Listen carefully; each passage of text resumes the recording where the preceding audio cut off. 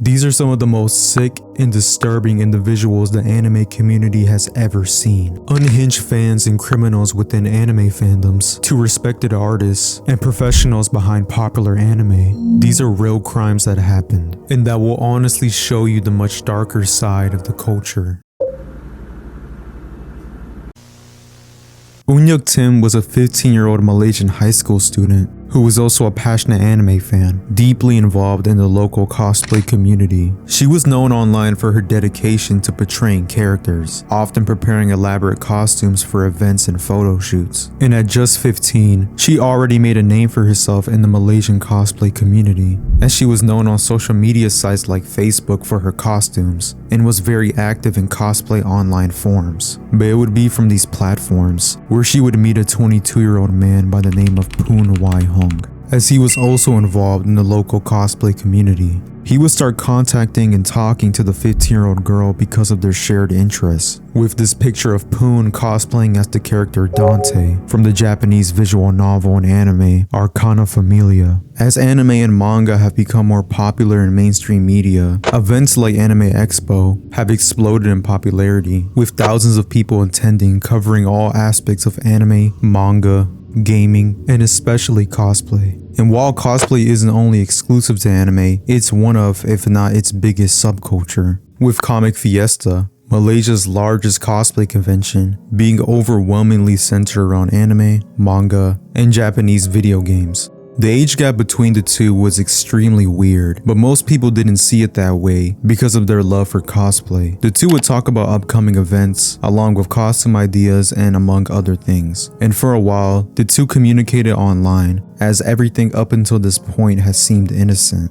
But that wasn't until Poon had invited the 15-year-old girl to his house to discuss an upcoming event in which they both planned to be at, in which she agreed immediately, as the chance to collaborate with Poon excited her. And on the 21st of October 2013, Ng Yuk Tim traveled to meet Poon at his home. She brought along the costume that she intended to wear at the event, and even texted her family that she arrived safely at Poon's house. The conversations initially revolved around cosplay, and just about exactly what you would expect. But it didn't take long for Poon's true motives to show, as he eventually tried to make sexual advances on her. She would decline Poon's motives, which would only make Poon more aggressive and mad, as this would eventually turn into a scuffle between the two. And as an act to defend herself, Ng Yuk Tim bit Poon as hard as she could, as this action would enrage Poon as he grabbed a nearby dumbbell, as he would deliver 3 fatal blows to her head, her instantly and tragically resulting in her death.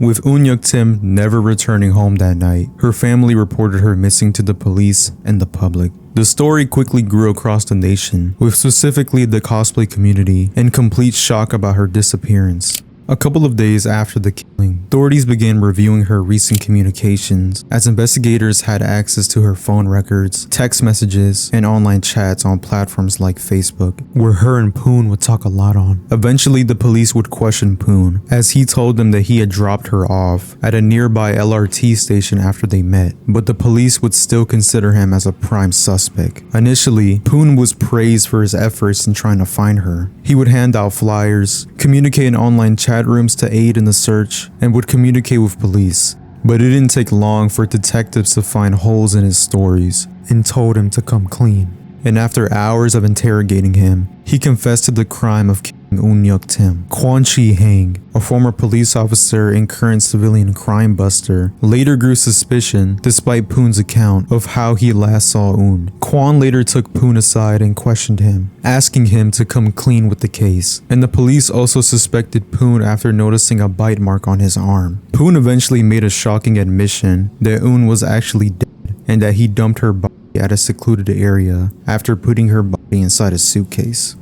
The disturbing case completely shocked Malaysia as a whole, as the cosplay community felt disgusted to even have been associated with Poon in the first place. And with this, Poon would be famously dubbed as the cosplay killer. The murder of Ng Yuk Tim ignited national debates about online safety and the lack of safety precautions in local anime and cosplay subcultures in Malaysia. After Poon's arrest, the case had progressed through Malaysia's legal system, where he would be ultimately charged with the murder of Ng Yuk Tim. After multiple court proceedings and delays, Poon was convicted of the crime and was sentenced to death by hanging But in October of 2018, only 6 months after Poon was sentenced to the Malaysian government announced that the death penalty would be fully abolished in the country, with more than 1,000 people, including Poon, were currently being held on death row for various capital crimes. Poon would eventually appeal the case, and the death penalty would be surprisingly overturned, as he would only serve 22 years in prison, and despite his actions, he would one day walk as a free man. A complete slap in the face to Ng Yuk Tim's family, with her life ending far too soon. Rurouni Kenshin is widely regarded as one of the greatest shonen manga of all time, first releasing on Weekly Shonen Jump on April 25th of 1994, both in Japan and internationally, which would later gain an anime adaptation, which aired from 1996 to 1998, with the series having a strong focus on redemption, moral growth, and personal accountability, which would be very ironic to this case. Nobuhiro Watsuki is the sole creator of the entire Rurouni Kenshin manga series, which by default would make him one of the most respected figures in the anime community, along with also mentoring a lot of other greats in the industry, such as Oda, the creator of One Piece, who was an assistant under Watsuki. The series would also gain massive box office success, with a live-action film starting in 2012 and grossing over $160 million globally. Rurouni Kenshin was and still is one of the most influential manga series of all time, as Watsuki was seen as a trusted veteran. But this entire narrative would completely shift in 2017, as one of the most shocking and unsettling cases within the industry would finally emerge. In November of that year, which also included the production of the Hokkaido arc, which was a direct sequel to the original Rurouni Kenshin manga, Nobuhiro Watsuki was suddenly under criminal investigation as the police were looking for a more broader crackdown of illegal when they attained a tip connected to Watsuki, likely from him being associated with vendors. A search warrant was soon issued, and investigators raided both his office and home.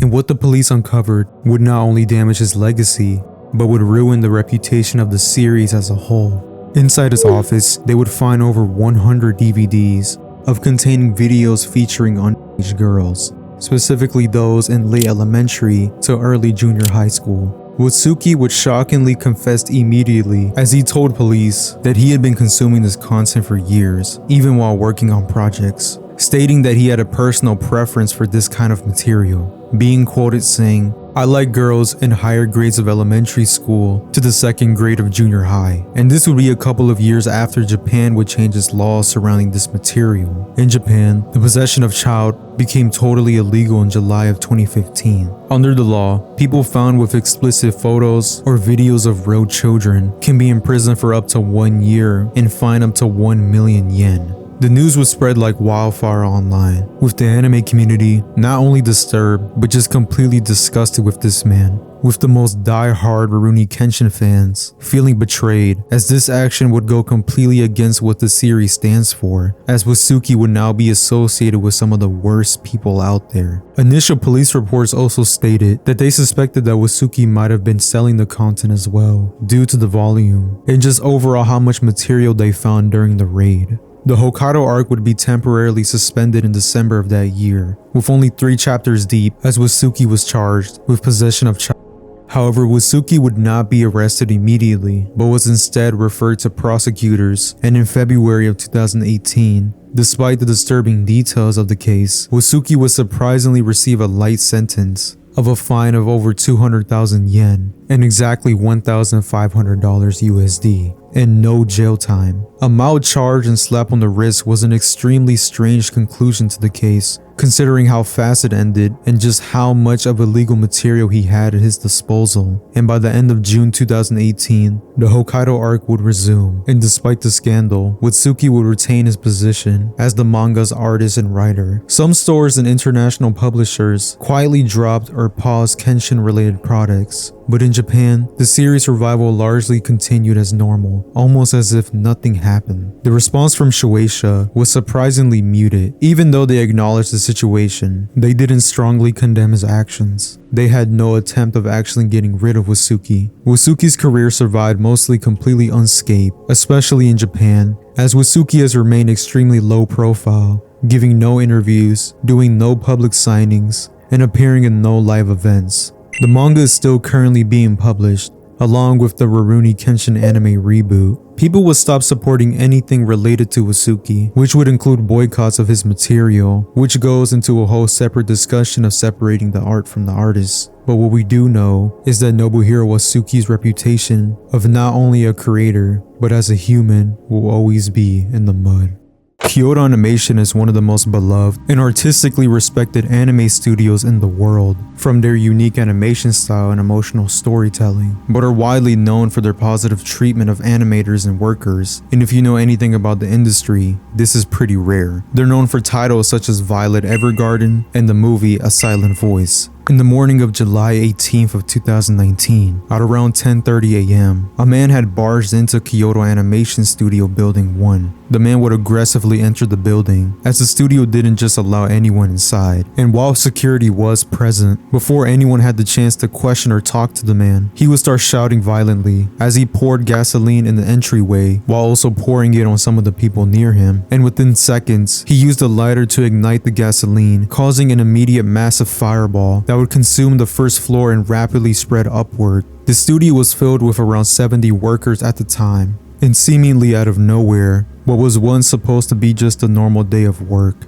would suddenly turn into one of the deadliest massacres in Japan since the end of World War II, as the building would be in flames, and by the time it was extinguished, 32 people had lost their lives, and over 30 others were injured, and the building would be completely destroyed. The man in question would be Shinji Oba, who was quickly stopped by workers and police after the attack. Born in Saitama Prefecture north of Tokyo, who was a 41-year-old man during the incident, Shinji lived a life mostly filled with social isolation, financial instability, and mental illness. And at the time of the attack, he was supposedly living off government welfare and appeared to be increasingly paranoid. He did have a prior criminal history, which included a conviction in 2012 for robbing a convenience store with a knife. And during the robbery, he would threaten a female clerk and stole money before being arrested, as he was sentenced to 3.5 years in prison. But it wasn't until they wanted to look deeper and evaluate him, they had discovered that he suffered from delusional disorder and exhibited signs of schizophrenia, as he would receive mental health treatments after, but would proceed to have unstable outbursts. But of course, mentally unstable doesn't equal not responsible. In 2017, despite not being an animator or professional writer, Shinji would submit a novel to Kyoto Animation as part of their K.A. Asuma Bunko writing contest, which was a light novel contest whose main purpose was to find and discover new talent, which is obviously open to amateur writers. However, like many writers who would submit their pieces, his work would be rejected, and Kyoto Animations would never publish or produce any of his work. And because of this, Shinji would sort of gain this weird obsession with the studio, and sort of grow this delusion that the studio had wronged him. And this delusion would take a turn for the absolute worst when episode 5 of the anime Rurouni Kazami High School Kyoto Club would air. And to be more specific, a scene from the episode, which is now dubbed Rurouni Grocery Store Discounted Meat Scene, where the two main protagonists go to a local grocery store and stop by the meat section, and would notice a discount sticker being placed on a package of meat. A pretty normal scene that didn't really have anything special to it, but Shinji felt that this scene was far too familiar to him, as he felt that Kyoto Animation had completely stole and plagiarized his writing, as he would claim the novel he submitted had a scene just like this, creating this narrative in his head that the studio completely stole from him without compensating him in any way, as he was completely infuriated by it, sending several hate emails to staff of Kyoto Studios, which would eventually turn into death threats. Despite this, Kyoto Animation reportedly did not treat any of the threats serious, and while police did get involved, Shinji would send these emails anonymously, so there was no actual way to track him. But the worst was yet to come, as Shinji would plan his revenge. And on July 16th of 2019, Shinji would arrive in Kyoto, as he would be captured on nearby surveillance footage, staying at a hotel near the studio. The next day on July 17th, Shinji would be seen at a gas station in Kyoto, where he would purchase over 40 liters of gasoline, and was even questioned by staff of why he needed so much, as he would respond with, "It was for my generator." And exactly the next day, at 10:30 a.m., Shinji would force his way through the front entrance of Kyoto Animation's Building 1, and then using a lighter to ignite it, causing a massive fireball and explosion, as it was one of the most devastating events in modern Japanese history. After workers and officials caught Shinji trying to escape, they took him into recover in order to officially be arrested, as he would only be prosecuted in a non-life-threatening state, as Shinji was pretty much on the brink of death and was even given artificial skin. When questioned, he would make claims that the studio stole from him and never gave him anything in return, with him claiming they stole multiple scenes from him, but the most notable scene was the discounted meat scene. Kyoto Animations would work with police and prosecutors, handing over all records of past contests and submissions, as it revealed that Shinji did in fact submit a novel in 2017, but would show no evidence of plagiarism whatsoever. Fans, individuals, and companies from all over the globe would donate millions of dollars within days to aid the families involved in the tragedy. The studio itself was demolished in 2020, with Shinji's case being postponed several times, which was due to his physical and mental condition. And after making a somewhat decent recovery, on July 25th of 2024, he would receive the death penalty, as he's currently being held on death row.